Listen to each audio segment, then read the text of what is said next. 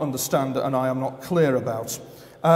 So Alec Newald, Talksport, Ian Collins show, and I'm ready to play this audio clip and explain after half an hour, about half an hour I'm due to be on, and explain what had happened to Alec. That didn't happen. Instead, at 5 to the hour, Ian Collins turns round to Nick Pope and says to Nick, "What do you think of this audio clip, Nick?" And I'm going to play this audio clip now, and this is Alec Newald talking about the very people I talk of.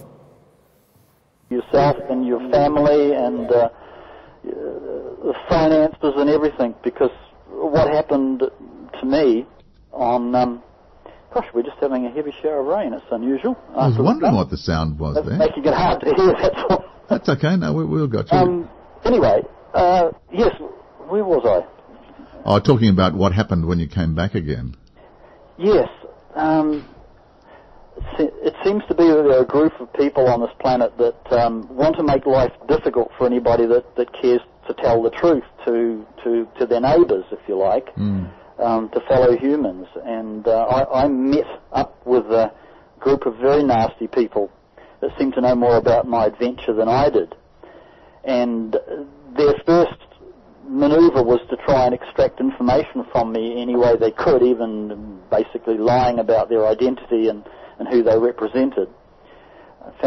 I soon found out that they couldn't be who they said they were.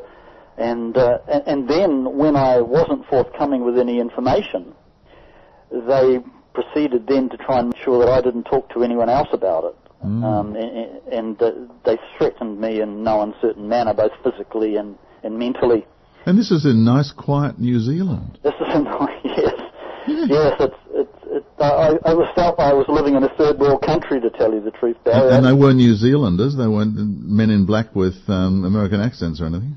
Well, one of them had a British accent for sure, and a British accent. It would appear that he was working for a UK-based covert agency, which very few people know about, and it's not MI6, it's beyond that, I think.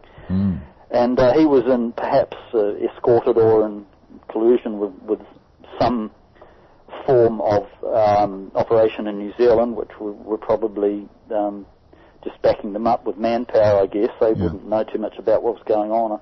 But anyway, these people were not nice. No.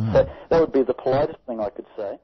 Basically, Alec is talking about the fact that when he returned from contact with these ETs, he had a knock at the door from people from what is called the Royal Institute of International Affairs, which is the foreign policy arm of the British monarchy. It's a very powerful organisation, as well as the Australian Ministry of Defence, wanting to know what he was doing with these people and all this kind of thing.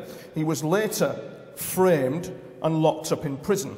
Now, that clip was played 5 minutes to the hour. I was due to go on to half an hour. Ian Collins turned round to Nick Pope and asked Nick Pope what he thought of it. I've no quarrel with Nick Pope, but Nick Pope turned round and said, "Well, Alec, well, you know, these stories, they're Walter Mitty characters, really, and it all pales into a significant blur at the end of things.